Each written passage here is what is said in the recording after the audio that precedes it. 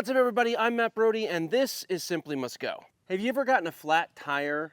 Well, if you have, you know it kind of sucks, especially if you don't have a way of putting air back in your tire. So today we're going to be talking about this new Gooloo AP150 portable battery-powered tire inflator. Before we test this tire inflator, let's show you what you actually get in the box.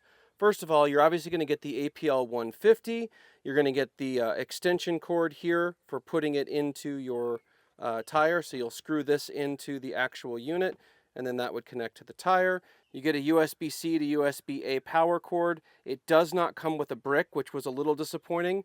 I know everyone has bricks laying around all over the place where you can plug this stuff in, but it would be nice to have everything you need in the box. The Gooloo AP150 also comes with all the little adapters that you would need to fill up something like a basketball or bike tires. And in fact, having a small battery-powered tire inflator to keep around for something like this e-bike with these fat tires would actually be perfect. The AP150 does come with a little pouch bag, but to be honest, I don't like it that much. It's a little bit small, it feels like. Like, you can get that in there, but like once you want to get this in there, you have to fold it in half because it's too long to do this way.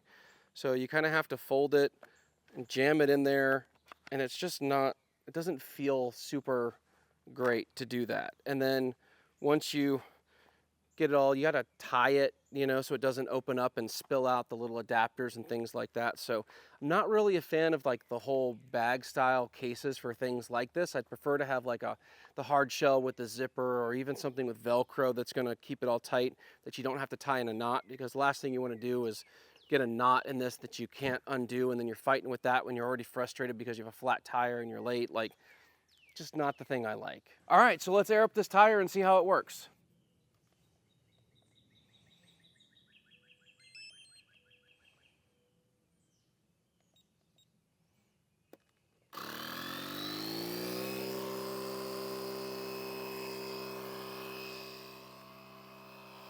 While we wait on that tire to air up, let me show you exactly how to use the AP150. So you've got the unit itself, and then you've got the main air hose. And this is just going to screw in the top like so. And once you get that on there and get it nice and tight, you kind of have to squeeze this rubber tip because that will just sort of slide around it once it's tight. So squeeze that, make sure you get it nice and tight. And then you'll just clip this on to the valve on the tire. Next, you'll turn the unit on by pressing the power button and holding it for just a second. Once it's on, you can use the plus and minus buttons to select exactly what air pressure you want. So in my case, I selected 38, but you can do whatever you want. Then when you're ready to actually start inflating, just hit the power button one more time. It'll automatically turn off when it reaches the designated PSI. Up here you have an indicator of what type of thing you're going to be inflating. So in this case we have a vehicle, but you can also use this button here to cycle through to like motorcycle, bicycle, sports balls, or just whatever you want. And finally, there is a flashlight built into this just in case you need it, and just press and hold that and that will turn on the flashlight as well. Under this weather seal flap here, you've got your charging port, so you've got your USB-C here. You also have a USB-A for plugging in some other type of device that you would want to charge, like a cell phone or maybe headphones or something like that. But that's your charging port, and then that's the port that you would use if you wanted to use this as a charging station. Like the name claims, the AP150 has a max PSI of 150, and it claims you can do 0 to 36 PSI in 4 to 7 minutes. But that's going to depend on the tire size, trust me. It has real-time pressure tracking and a bright LED display that you can read in the sunlight. This tire inflator also has what they call smart noise reduction, basically meaning that this is not an overly loud compressor coming in at just under 80 dB. It claims it's all-weather tough from -4 degrees all the way up to 140 degrees, and it has overheat and auto shut-off protections. 23 minutes and 11 seconds. All right, so we basically finished airing up. It looked like it got to a little over 37 PSI. I had set it to 38, and it is out of battery now. So it took about 22 minutes to get from 0 to, let's call it 37, and it used up the entire battery to get there. I will say it's pretty warm from that, which is to be expected. Most air compressors get pretty hot, but it's not I mean, I just took it off and I can hold it. So it's not gonna like burn you or scald you, but it's pretty warm. So I'm gonna let it cool down before I charge it. The Gulu website claims that this has a 45-minute cordless plus power bank. To be honest, I don't really know what that means, but I do know that I did not get 45 minutes worth of compressor time on this unit. So it's not really fair to test this against something like my 35-inch KO2s. Those are massive tires and take a ton of air. This is something that's really designed more for a smaller vehicle with a smaller tire.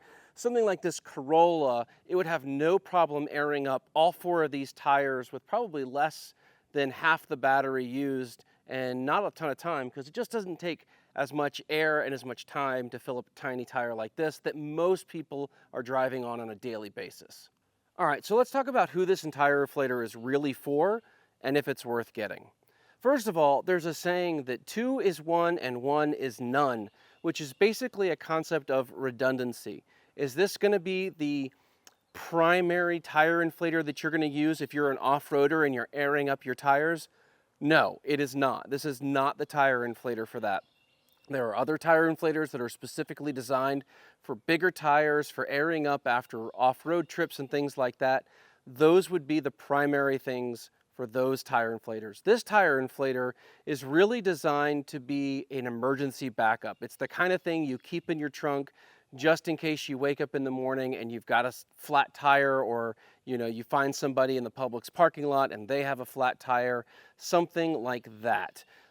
It is also something that's going to be more designed towards somebody in a smaller tire-sized vehicle, so something like my son's Corolla, for example, or my wife's Corolla. This is something I would absolutely keep in my wife's car to give her peace of mind, just in case, because you never know. But in that whole concept of redundancy, I can see where if you only have one main like off-road tire inflator and it dies and you're halfway through airing up and you don't have another option, you can air up a 35-inch tire with this tire inflator. I just did it. I got it from 0 to 37 PSI, which is enough to get you off the road.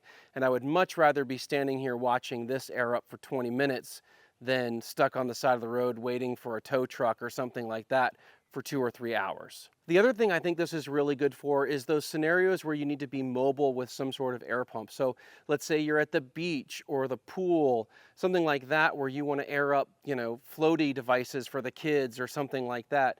Or you've got some other sort of thing that you're out playing sports or something and you need to air up a basketball or a football or something like that. That's the kind of scenario where being able to grab this and go because it's on a battery is awesome. Another use case that I could see working really well for this, even if you are an off-roader, is when you need to make small PSI adjustments to your tires. So let's say you aired down for a trip and you aired down to 10, but you meant to air down to 12 and you just need to pump it up 2 PSI. Something like this would be a really easy solution for airing up a single tire rather than pulling out your whole airing up system and doing something like that. So I definitely think that could be a use case scenario for this, is just like micro adjustments while you're out.